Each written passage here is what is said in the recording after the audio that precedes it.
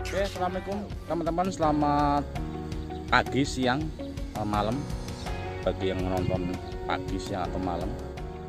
Tidak bosan-bosannya ya saya mengeksplor ya rel kereta api dan sekitarnya atau yang terkait dengan rel kereta. Sejarah Indonesia sejak Hindia Belanda, kereta api punya peran yang penting ya dalam memajukan transportasi modern di Indonesia dengan dibangunnya jalur-jalur kereta api hampir di seluruh Pulau Jawa, kemudian sebagian Sumatera. Secara pribadi juga rel kereta api punya banyak kenangan ya. Jadi waktu sekolah SMP saya itu sejauh 3 km jalan kaki ini menghitung atau menapaki rel-rel kereta api dan harus menyeberangi beberapa jembatan, dan itu harus bangun pagi sekali ya teman-teman ya, karena mandinya juga di kali ini, di bawah jembatan ini kali Belang ya. Di situ ada belik ya atau kolam untuk mandi dulu ya. Ini kolam renang, kolam baru persis di bawah jembatan itu ada mata air. Nah, kita turunnya itu lewat tuh. Sekarang ada tangga, dulu sih jalan tanah ya, jalan setapak tanah, naik turun untuk ke kali. Mandinya di situ teman-teman. Belum punya sumur tahun 70-an sampai 80-an. Jalan kaki ke Tonjong lalu stasiun Lingkapura. Nah, di sepanjang jalan kereta api kanan kirinya itu ada hutan jati. Hutan jati ini ternyata punya peran penting di masa Hindia Belanda ya, di abad 19 ya. Saya baca di sebuah makalah, ini di bawah ini makalahnya ya, bahwa ada namanya kali Petambakan atau Kali Wadas. Itu menjadi sumber penghasil kayu yang penting dari Distrik Bumiayu yang disuplai ke luar negeri ya, atau untuk kebutuhan dalam negeri pemerintah Hindia Belanda. Jadi di daerah sekitar Bumiayu ada namanya daerah Petambakan, kemudian Kali Wadas yang ada di jalur kereta api ini, Ketabasa, kemudian Kemejing, Kota Mendala, Karangmangu yang waktu itu masuk Distrik Bumiayu dan menjadi bagian dari Karesiden Tegal. Itu menjadi salah satu penghasil kayu yang penting ya saat itu di abad 19. Nah, kita akan lewat hutan jati itu teman-teman, di Petambakan dan di Kali Wadas. Kita cek seperti apa katanya sekarang. Nah, ini di KM berapa nih ya, dari Galuh Timur kurang lebih 1 kiloan lah di Galuh Timur.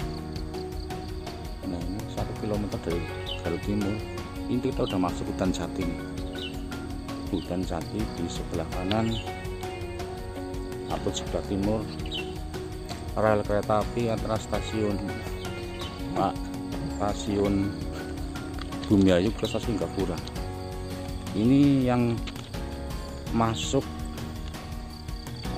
daerah Kali Wadas ya, karena nanti ada sungai kecil namanya Kali Wadas, baru Petambakan.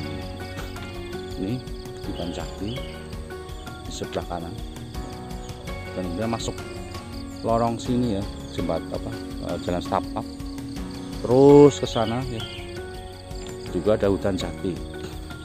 Tentunya ini hutan jati yang sudah dibudidaya oleh perhutani ya, karena ini sudah era merdeka, dan ketika tahun 78, 79, 80 sampai 81 saya harus sering melewati jalur ini dengan jalan kaki. Hutan jati ini sudah ada nih, tentu sudah pernah panen ya. Dan ketika reformasi ya, tidak luput dari namanya penjarahan ya, karena di mana-mana setelah tahun 98 itu terkenal dengan krismon ya, krisis moneter, sehingga hal-hal yang sebenarnya ilegal itu banyak terjadi, termasuk penjarahan kayu hutan. Nah ini di sebelah barat juga ada pohon-pohon jati. Nah dulu tentunya jati yang ditebang ketika zaman Belanda tentunya jati yang besar-besar tentunya ya. Apakah itu jati alami atau memang ditanam oleh VOC ya, perlu penelusuran lebih lanjut. Mungkin teman-teman yang kerja di kehutanan ya, perhutani atau kementerian tahu ya sejarah budidaya kayu jati. Kayu jati sudah menjadi kayu penting ya untuk pembangunan keraton ya, atau pembangunan kereta ya, yang ditarik oleh binatang ya, apakah itu kerbau ataukah sapi ya, ataukah kuda ya. Ini kanan kiri kita adalah hutan jati di daerah mendekati daerah Kaliwadas ya. Ini saya udah berada di atas jembatan kecil ya, di atas jembatan Kaliwadas ya. Nah ini di sana sebelah barat itu hutan jati, masih belum besar-besar ya karena ini budidaya baru. Nah di sebelah timurnya juga hutan jati itu teman-teman, hutan jati semua. Ini kawasan atau daerah namanya Kaliwadas, yang saya juga nggak menyangka ternyata disebut dalam makalahnya seorang peneliti ya dari Undip, bahwa di sini merupakan salah satu penghasil kayu jati yang penting ya di distrik Bumiayu.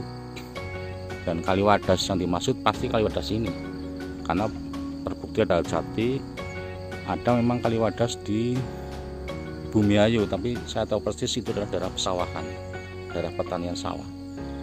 Nah Kaliwadas yang disebut di sini kebetulan dekat dengan petambakan dan ketabasa yang juga disebut di makalah tersebut.